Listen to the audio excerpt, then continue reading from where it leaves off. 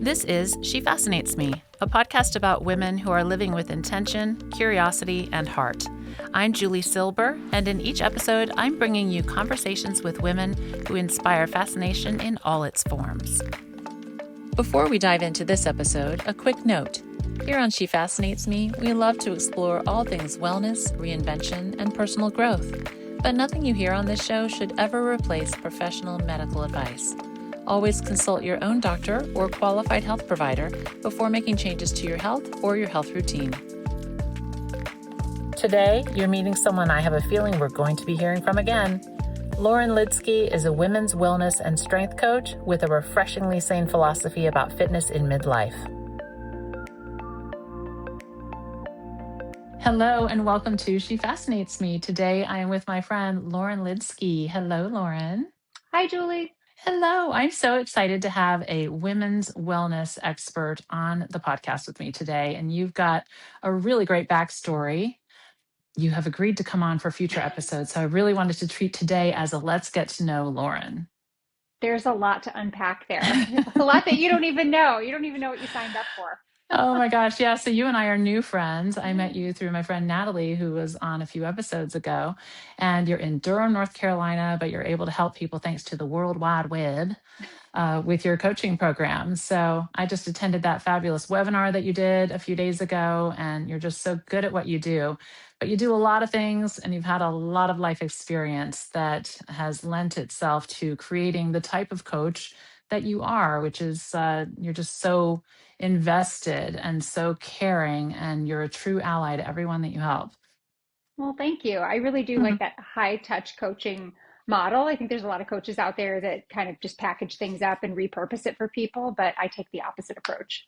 Yeah. Okay. So why don't you take us from the beginning? Let's talk about your upbringing and your lives that you've lived kind of around the world.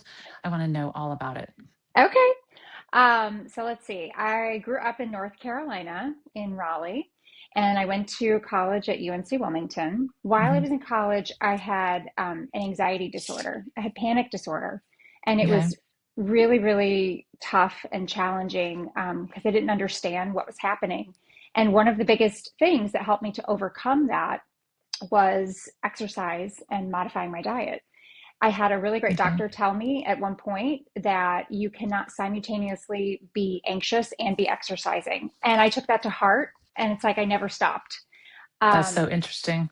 yeah. So I've shared that with people over the years because I think a lot of women struggle with anxiety. Okay. So that became ingrained in me, and I really saw how lifestyle modifications can affect your health.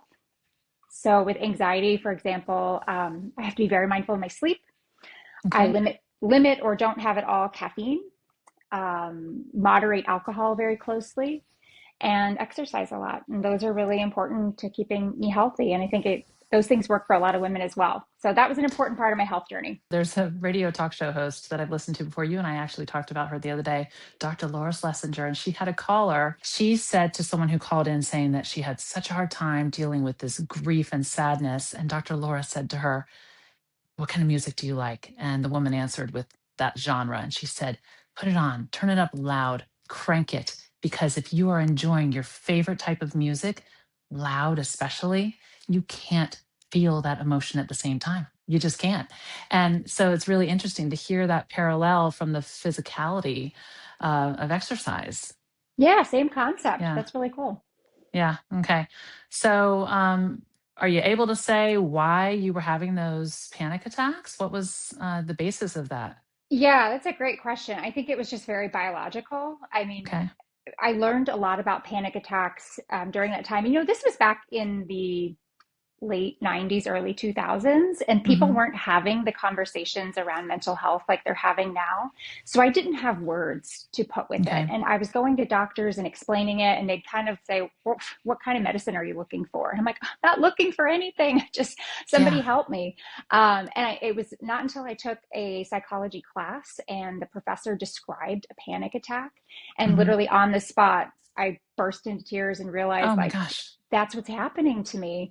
And it's like a little malfunction in your brain. Your amygdala like opens the fight or flight response and doesn't Okay. close the trap door quite quick Okay. enough. So you stay So it stuck. wasn't from an event or anything. It Mm-mm, was, wow, no. how interesting. So Okay. I would be like, I'll never forget my 20th birthday. I was at college at the beach. I woke up, I was Hmm. excited. I was going to the beach with friends. We had dinner plans and all these fun things. And I think at like 10 o'clock in the morning, I just had a full on panic attack. And I spent Hmm. like half the day just curled up in a ball in the bathroom. It was Hmm. that kind of a panic. Like that's true panic disorder where there's no trigger. It's not like, oh, I have an exam, I'm stressed or something. I think people kind Got of it. use that term loosely now, but it is a real disorder. Okay. Okay. Yeah. So that was kind of one of the beginnings for you with your fitness Mm-hmm. journey, and Yep. it just became a part of who you are and your lifestyle. Mm-hmm. Yeah. Mm-hmm. Okay. Yep. So So fast forwarding from there. yeah, so after college, I think going through all of that really just gave me a deep appreciation for living life to the fullest and Hmm. appreciating feeling good. And so I decided that I did not want to do the typical trajectory of, go out and find a job, get a few roommates, go out to the bars every night after college. And I moved to Italy and I got a job at a discotheque in a Oh my little gosh. town. Yeah, yeah. I mean, Blonde, blonde American working, blonde college age American working in an Italian discotheque. Holy cow. I can't believe my parents let me go because, again, this is back in early 2000s. The internet is not what it is today. I found this job on online, it's called overseasjobs.com. Okay. Wow. So I went and did that for a month. It was great fun. Okay. And then I wanted to go and do some modeling. I had done some modeling when I was younger. My parents had not let me continue that modeling journey when I was in high school. So I thought this is my chance. Okay. And I got on a train to go to Paris and met my future ex-husband on the train. Okay. Yeah. Well, you've answered that question for me because since you and I are new friends, I've been Yeah. wondering, have you ever modeled? Okay. Well, how exciting that Oh, must have been. it was brief. Yeah, because like I said, my parents kind of gave me an ultimatum and said either Right. you can go to college and we'll support you or you're on your own and you can try modeling. And so I took the route of support. Yeah. All right. So So tell me about Paris. yeah, so I went to Paris and like I said, I met this French Greek man and I ended up staying in Paris for 7 years. And then we went and lived in Greece for a year as well. But while I was in France, I became an English teacher to business professionals. And Okay. that was a great gig because I was working for a little company that had a niche with the luxury fashion industry. Oh, okay. And yeah, it was great fun. I went into Hermes and Chanel and Thierry Mugler and Clarins and talk to them about all things fashion. I mean, when the director Wow. at Chanel comes up to you and says, "Do you want to see the spring collection?" You're like, Oui, "Yes." oui, oui. Yeah. So that was Bien great sûr. fun. Yeah, yeah, exactly, Oh, how exactly. exciting. Where did you live in Paris? In the 15th arrondissement. So living in Paris for 7 years. Yep. Yeah. So I had my Okay. daughter there. She's now 18, but she Hmm. was born there in 2007. And right after she was born, I pursued yoga because, in France, they give you a whole lot of maternity leave. And so I had Lovely. a lot of good time. And I had been taking up, so a little bit about my yoga journey. While I was in Paris, the yoga scene over in Europe was not what it was in the US. Over here, it was like getting commercialized and Okay. Lululemon maybe started coming out. There was none of that over there. Okay. And I did Bikram for about 2.5 years because I was very intimidated by yoga. That's actually kind of a little secret of mine. And now Okay. I'm, a fairly advanced yoga practitioner, but I was very intimidated by it. I didn't think I was flexible because I couldn't do a split and I still can't do a split, but Okay. Oh, I'm so glad to hear that you still can't and you're that advanced. Okay. uh-uh. Well, All I right. realized that flexibility is a lot of things. It's not just doing a split. It's like your wrists, your ankles, it's all kinds of stuff. Okay. And I'm really long and lanky, and that actually is an asset in yoga. And in so many things, I feel like it's not. I look really goofy running, for example. So I did Bikram for 2.5 years. And then I was seeking something deeper into the yoga practice. And I found my teachers, Linda and Gerald, who were some of the only Ashtanga yoga practitioners in Paris who had studied straight from the guru Sri Patabi Joyce. So the Ashtanga Wow. practice is really beautiful, incredible practice, very like foundational, I think, to what we often see in yoga today. And I developed a yoga practice by going and practicing with them 2 hours a day, 6 days a week. And I did a teacher training. And yeah, and then I've been Sounds doing yoga ever intense. since. All right, so you're painting a picture of this fabulous expat living in Paris with the yoga practice and the teaching, and you're really assimilating into the culture. What was the day to day life like? I mean, what were the other elements that you loved about living in Paris? That's such an interesting question because I often tell people Paris is a great place to visit, but not as much fun to live. The Hmm. day to day in Paris often felt like a grind, just like any big city. I mean, I've also lived in New Yeah, York City. Sometimes the city just sort of takes it out of you so much that yeah, by the time you reach the weekend, you're depleted. yeah. I mean, Um, we all get so used to the American suburban lifestyle if we have ever lived in the burbs. mhm. And so there is such a huge contrast. Nothing is that convenient. It's a lot of schlepping and hauling and dealing with parking and strategy for your day. And Yes. whereas, in the burbs, we're just hopping in our car here and loading it up and making a million stops in a day. You just can't quite get as much done in a day in a big city. That's exactly it. And in Paris, Yeah. especially during this time period, it was not like a service-oriented culture. Like now in New Okay. York, if you have enough money to throw at something, you can get any service you want. In Paris, it Sure. just didn't even exist. So Ça yeah, life, n'existe pas. ça C'est pas n'existe pas. possible. C'est pas possible. Yeah. Yeah. You sound just like them. Yeah. It's just a hard no. Hmm. Yeah. Okay. So, that kind of builds resilience right there. It did. It did. I actually enjoyed living in Greece in terms of day-to-day life a lot Okay. more. It's a very sweet culture. The people are lovely. The climate. So I mean, Yeah. let's talk about the climate of Paris. It's not great. Whew. Yeah. Yeah. Cloudy, a lot of rain, Yeah. a lot of cold, and then the extreme heat and all the Hmm. smells that come with that. It's very different if you're there on vacation as opposed to if you're living there. You're not sitting in the cafes and walking around and going to museums. Day to day, you're in the metro grinding. You don't have time Yeah, for all the other stuff. for sure. And as a local living there, that's constantly in your face just because Right. of the huge tourism industry there. Yeah. Okay. So, where did you go next after Paris and Greece? So in Greece is where I got divorced from my first Okay. husband. I think that's kind of a big part of my story too. Hmm. He had addiction issues, he was an alcoholic, he was a narcissistic abuser. And when my daughter was 3 and we were living in Greece, I did not want to raise her around him anymore. And so I moved back to the States with full custody of her, and we started our lives over. What a huge thing to happen to you. But I've heard you say before that it didn't happen to you. Yeah, Take it it happened. from there. Yeah, it happened for me. That's right. That's right.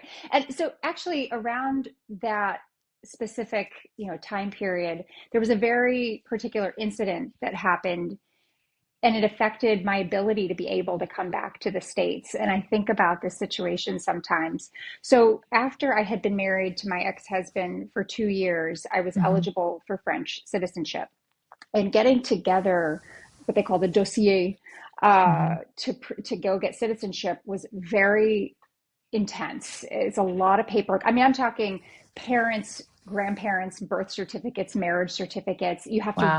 reorder them from counties because they want new copies. It's crazy. And Ooh. then you have to get everything translated. So it was expensive. Hmm. I got the whole thing together. And then I went to they call it the tribunal. It's like the court. And I presented my dossier, and the woman said, "Oh, but Madame, Sarkozy just became president 4 weeks ago, and he changed the immigration laws. So you can't be a citizen now. You have to be married for 4 years." Oh my goodness. And at the Okay. time, I was devastated because I put so much energy into this. I wanted to be like a Bond girl with the two passports. I was like, that's so Yes. cool. So it wasn't Uh, necessarily about you wanting to be able to stay. You just wanted to be able to have the flexibility of the dual citizenship. Yep, the flexibility of Okay. that. And then Yeah. it was very rigorous being an American in Paris, I mean, any nationality living as an expat, there's constant administrative follow up to renew Yes. your paperwork. So if you just became a citizen, that's it, right? You don't have to go back every year and renew things. So there was that ease as well. Sure. But when I hit the 4 year mark, life was busy. I think maybe that's around when Elia was born. So anyway, I didn't do it. And thank goodness, because I think had I been a French citizen and had wanted to leave the country with her, I'm fairly confident that a judge in France would have said, but Madame, you became a citizen, so you can stay. And I may have never been able to come back to the States. Wow. So, Okay. yeah, I think about that all the time about how, like, it was like I had somebody looking out for me saying, nope, you're not Yes. getting this citizenship. It's not for you. It happened as it needed to. Yeah. And now we'll take a moment for the giving intermission. Don't fast forward. Your karma is watching. Lauren would like to shine a light on the Duke Cancer Institute.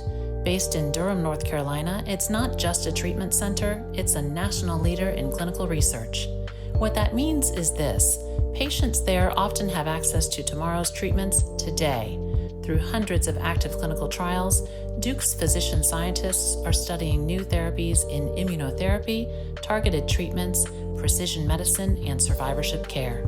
Clinical research is what moves cancer care forward. It turns questions into data, data into breakthroughs, and breakthroughs into longer, better lives.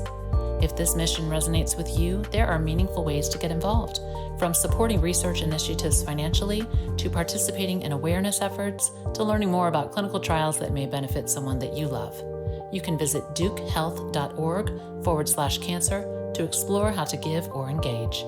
Because progress in cancer care doesn't happen by accident. It happens through research, generosity, and collective belief in better outcomes. So as you've told me, Elia was 3 when the divorce was finalized. And so did you all come back to the US at that point? Yes, we came back to the Okay. US together. I had $500 in my pocket and a 3 year old. Oh my gosh. Yeah, and I went and Wow. lived. How does that happen? What did you do? Where did you go? Who took you under their wing?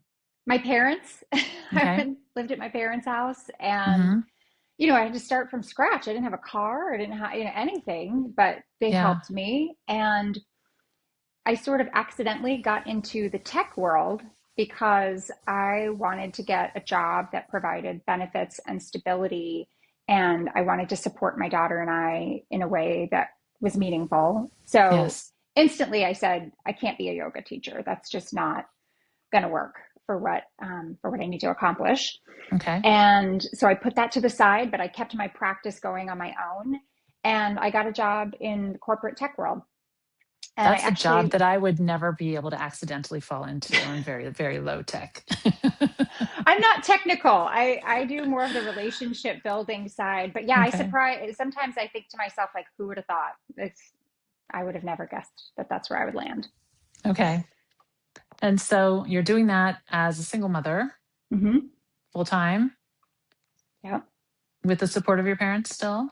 With the support of my parents, yeah, Yeah. Yeah. I lived with them for maybe like 2 years, two and a Mm-hmm. half years. So I met my now husband a year into being back in the States, and that was great timing. I think I was ready for it then. And Yeah. then a little while later, I moved into my own apartment. And then once we got engaged, we moved in together. And so my life just started going down that path. And it was Okay. kind of a fairy tale ending to everything I had been through in the last few years Yes. prior. Yeah.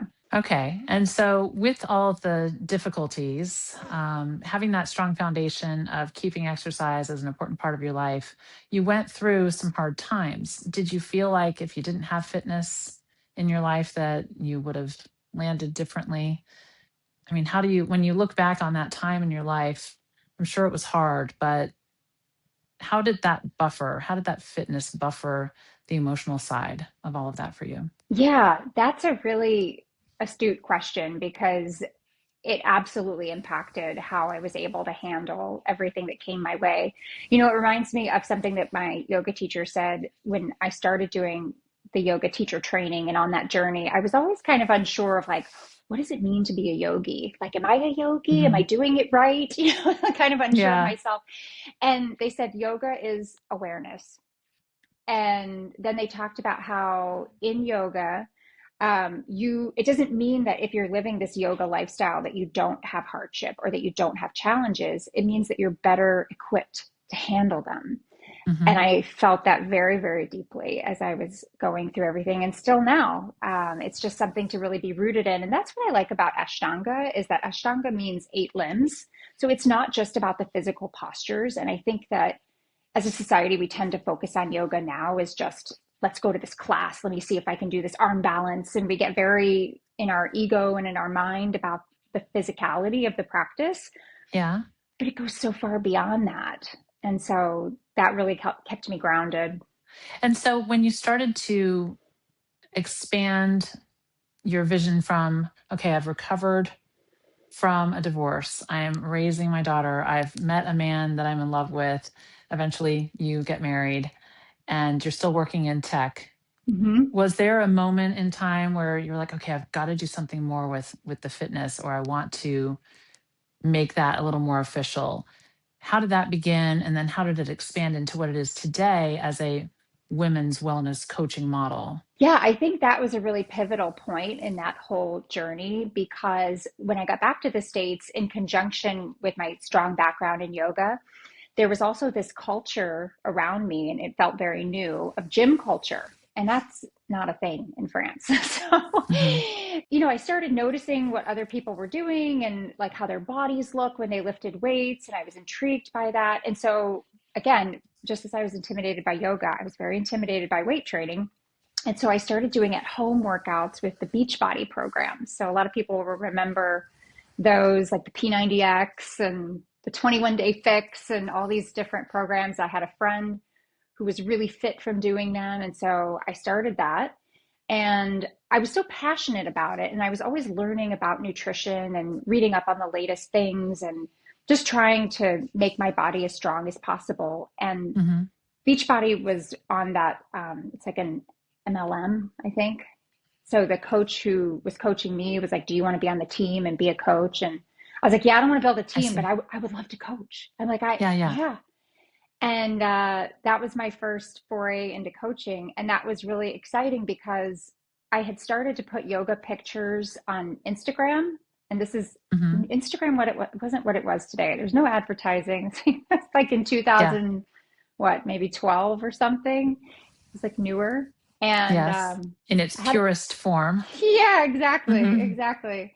So I put a bunch of yoga pictures on Instagram, and so people, I think, started recognizing me with a brand of somebody who is healthy and who is fit. And then when I said I'm going to do this coaching, I think when I put it out there, like instantly 60 people came to me and were like, "I'll sign up." And I was like, Okay. "Oh, Whoa. wow, this Okay. is cool." And it was Yeah. so, so gratifying to be able to help people. And it just made me want to learn more. And so I, got a precision nutrition certification and went deeper into the strength training. Beachbody now, when I look back at it, I'm like, there was a lot wrong with that. But Okay. but that's the evolution of fitness and diet, right? Like we look back at some of these iterations of diet culture and of what people were trying out, and it's just like a trend, right? It's like looking back and saying, "Wow, we wore blue eyeshadow in the '80s," right? Yeah. It's the same Yeah. thing. So back up a little bit and tell me what precision nutrition training is and what that certification means. Precision Nutrition is an organization that has its own certification and own methodology around nutrition. It is not like a medicalized nutrition certification. Like I wouldn't treat somebody who's a diabetic or a cancer Right. Like patient. you're not a nutritionist, you're a nutritional consultant. Right, Is right. that the right label? Yeah. Okay. That would be a fair label. Yeah. Yeah. Hmm. So my primarily I will help women who want to lose weight or build lean muscle or some kind of like body recomposition, but it's more in that spectrum of things. So you found yourself working with clients who were curious about GLP-1s. And, at the time that GLP-1s were coming on the market and well, they've been around on the market for a while, I guess, right? But they were being heavily marketed on television. And so even though they've been around for a while, a lot of people were starting to see it marketed heavily. And I think along with that came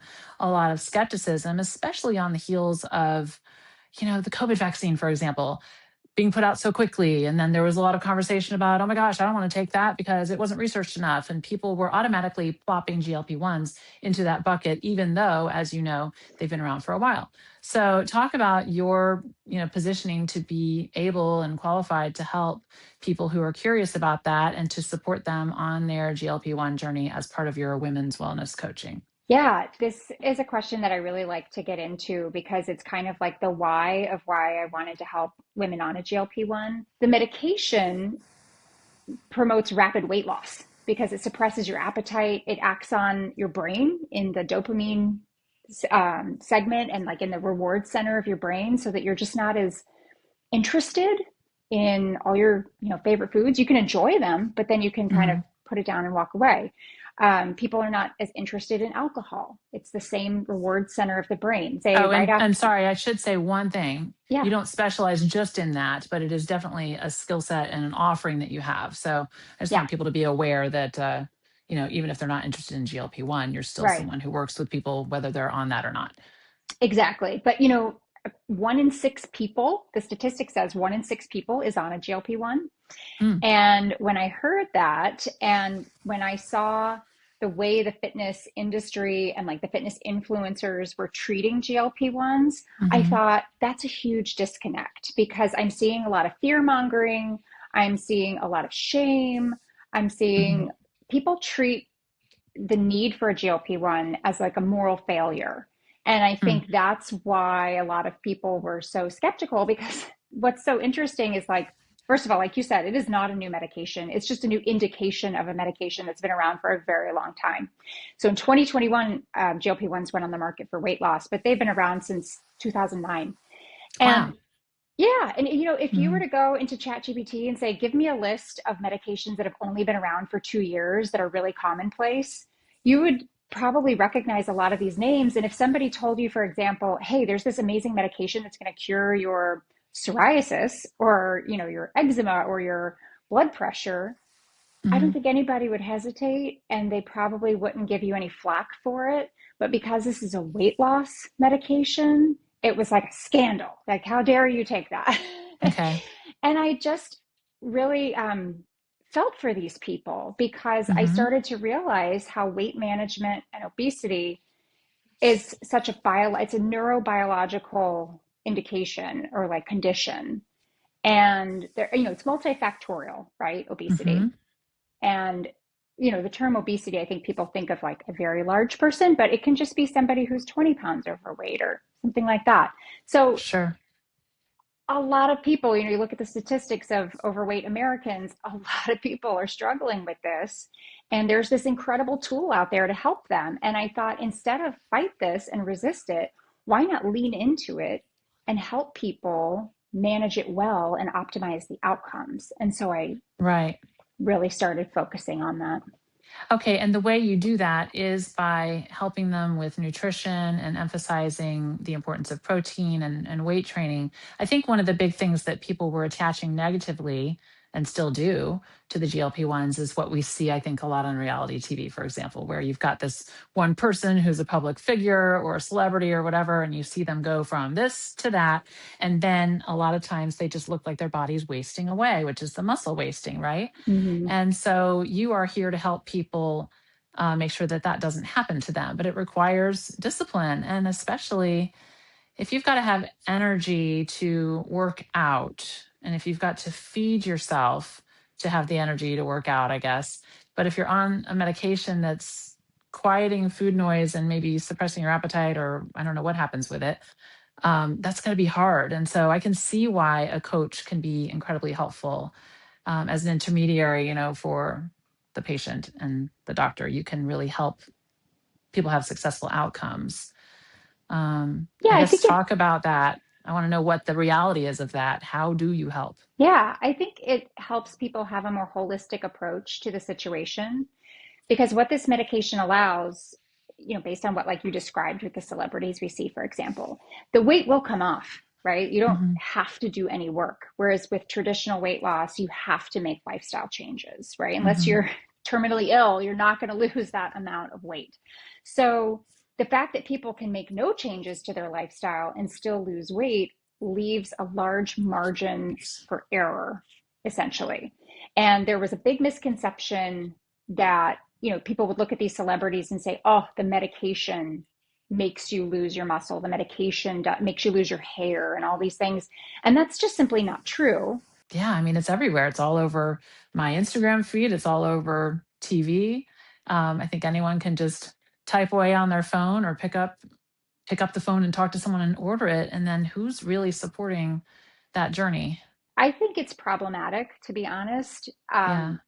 I always tell people, because I get a lot of questions from people like, I'm not sure about my dosing. And I say, I'm not a medical provider. I'm here to Yeah. help you with the lifestyle implementations. But the questions you're asking, it almost makes me sad and frustrated for them that they don't Hmm. have anyone to go to.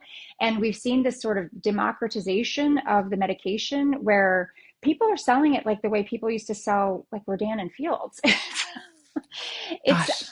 and I keep saying, I get asked probably every week if I want to be like part of one of these teams. And I say, this is medicine, not mascara. No, thank you.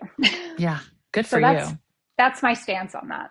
Yeah, because I'm sure there's a lot of money waiting in the wings for you if you want it, and Sure. I'm sure there are plenty of people who are moving in that direction. So I just love that you're rooted in that ethical standpoint. So Absolutely. bravo to you.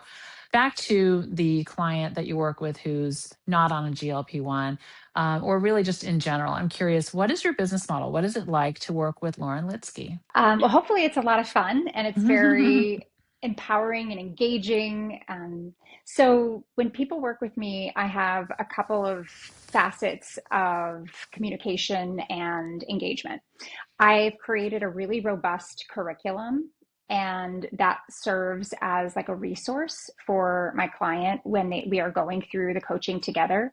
So that curriculum kind of gives the basis of knowledge and then Mhm. has sort of workshopping type activities in there for them. So I have what's called like the habit reboot, and I have nutrition analysis, and then a lot of information, just giving them that basis of knowledge that they may or may not have already. I mean, a lot of people come to me and they're like, I know I need to eat high protein, but I don't know what that means. I don't Yeah, know, yeah. what's the difference between protein in a steak and protein in a chicken? Like, you can't take I for don't know that. granted. Yeah. So you can't take for granted that people understand that full scope. And so that's what that resource offers to them. And So is it kind of so, like an intake where they're completing all this, a look at, what their lifestyle is, and then do you kind of run through those various workshop pieces with them? yeah, exactly. Hmm. It's sort of, I think of it as like modules. If you've ever done Yeah. some sort of training. So there's the modules aspect, but where the real magic happens is in the one-on-one sessions. Hmm. And that's where I think we really start to unpack a lot, because I take a very holistic approach with clients around eating, because eating is very much tied to our emotions.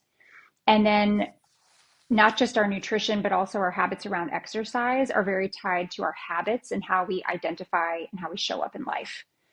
Well, So I would, yeah. And then there's the whole real life element too. I mean, the realities of the mom with the three kids, and she's living in the minivan and going to all the sports events, and she's constantly having to deal with, just getting things done quick and feeding herself and the kids quick. And so you're being a mom yourself, yeah. you're able to lend a lot of good anecdotal experience, I'm sure. Exactly. Yeah. So now I have two Yeah. kids, and you're shuffling kids, and I realized that with most women, I don't think there's so much of a gap in terms of desire or knowledge, but it's more a gap in how am I going to fit this into my day? Hmm. Everybody else is sort of cannibalizing my time. And so that's what I do mostly with clients, in terms of the kind of clients I see, is helping them to prioritize themselves, helping them to figure out where they can outsource, helping them figure out how they're going to get easy, convenient, but nutritious meals in front of them. It's not enough to just look at a woman and say, you need to be eating lean chicken and vegetables every night. It's like, Okay, but how? How am I Yeah. going to get that onto the table? I remember you and I were talking about the 80-20 when it comes to food, Mhm. which I really loved hearing. So go ahead and talk about that for a second, because that's one of my favorite philosophies that you have. Oh, yeah. I don't know if I probably didn't invent that for sure. This is kind of, No, but yeah, common, but I like it. Common around the fitness kind of industry scope, but 80-20 is 80, you're eating 80% nutritious, wholesome foods, and 20% is fun food. cake, And ice yes, cream. cake, ice Yeah. cream, McDonald's, French fries, and Diet Coke, like whatever that means for you. Right. I think this is really important because, again, one of the iterations of diet culture has been heavy restriction. And I think Hmm. many women have spent a lot of their lives white knuckling their way through, I can't eat that. Or if I eat that, I'll get fat. Or I'm not supposed to eat that because I'm like perpetually on a diet. And so Hmm. that's really important, I think, in someone's success, whether it be with weight loss or just eating a little healthier. You have to allow room for fun. Yeah. Yeah, And if you can just keep it to that kind of 20% range, you won't completely derail your progress. You'll be okay. sure. So, back to the mom who's feeling stretched so thin, and, you're trying to help her come up with ways to not end up in the drive-through line. Every client comes to the table with a different set of circumstances, a different allowance of their resources. And so I really meet people where they are. And Hmm. sometimes there is a whole lot to unpack, and it's a bit like a puzzle, and we've got to try to fit the pieces together. And there's certain constraints or what have you. Sometimes it's like you mentioned, they don't want to do something, or they are living in a fixed mindset. I actually focus a lot on growth versus fixed mindset. When women Okay. say, I can't cook like that, I just can't. It's like, Okay. okay, but we're going to work on that. And so sometimes I feel like part psychologist because I want to bring them into a growth mindset to where they do feel like, no, I am a healthy person that does these things. And I'll Yes. give an example of myself. Last night, my son had baseball practice, then basketball practice, and then bringing him home. And I had done a workout while he was at one of those. So that was part of my, I don't need to sit there and watch him while he's at his practice. I'm going to go Right. do what I need to do for myself. Stopped at Whole Foods afterward, got a big piece of salmon and some Brussels and things to cook, and came home. We didn't eat dinner until 8 o'clock, but I basically came home and I was efficient. I'm like getting it in the oven, getting it going. And I think there are a lot of people who would look at that circumstance and say, I just have to DoorDash. Like I just can't, I can't make anything. And it's like, you can actually, but it does take sort of, it's like flexing a muscle. You've got to get used to like, that's just what I do because we Okay. don't eat out every night. We don't DoorDash 3 times a week. We just eat healthy no matter what that entails. And it's more accessible and more possible than I think a lot of people realize. And so that's what I try to work with women on is that if you start identifying as a person who just does this, you'll probably do it. You also keep it so personal. It's not like you have hundreds of people in your book of business that you're working with at any given time. You like to keep it kind of boutiquey when it comes to coaching. So that allows you to be that hand holder. I mean, do you text with your clients? Do you have set appointment times? What's the in between like with those relationships? Yeah, so that's the other part. We talked a little bit about like my curriculum, and then there's that high touch. So there's an Hmm. initial intake, which kind of depending on the person can be an ongoing process where we are Hmm. continuously goal setting and unpacking those goals and how are we going to achieve them and setting up habits that we will try to implement. And then there's consistent check-ins, and then there's separate coaching calls to that. I do a Hmm. lot of things through a video system called Loom to make it easy for women because a lot of women, Hmm. they're like, I don't need one more appointment on my calendar. Yeah. So I try to keep it fluid. I'm like, hey, if you want to do your voice or if you want to do your check in using voice memo, totally Hmm. fine, right? You don't have to sit down and write out a whole bunch of stuff. Hmm. Um, so I try to make it sort of engaging and fun Okay. um, while you're doing the work. Okay. And then the strength training component is usually a big one for women. I have an app with 4 strength training programs. And for my clients, I will customize a program for them. And so they have that to do in the gym and to focus on. So there's a lot of different components to the coaching. Okay, it's great because either women have no idea what fitness coaching can look like, or perhaps they've had an experience before and it just wasn't the right setup for them. So it's just been nice to explore with you to know what a woman can expect if she's going to work with you. So this was really fun. I'm glad we got to take the time to dig into this side of you as I continue to get to know you as one of my new special friends.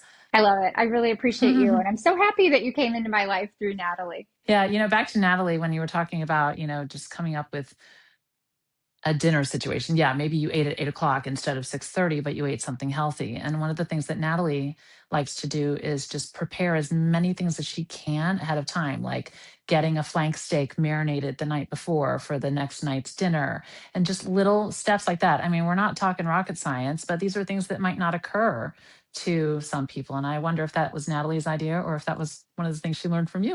Oh, But Natalie is next level when it comes to that. She's so good with things. I mean, yeah, she's an inspiration to me. And that's actually a really good, it made me think while you were saying that, when people surround themselves with other people who have the same yes. goals and vision and lifestyle, that's Yeah. really important.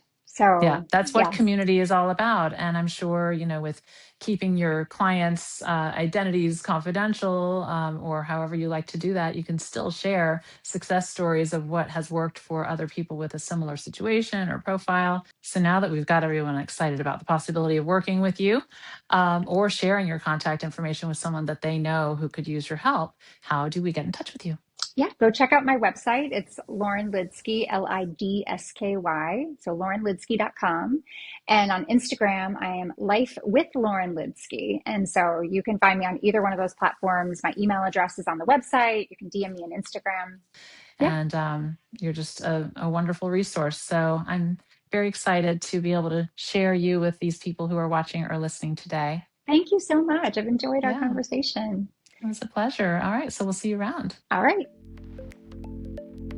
Lauren might just need to clone herself because I have a feeling many of you watching or listening are going to want to take that first step toward feeling well and strong with Lauren by your side.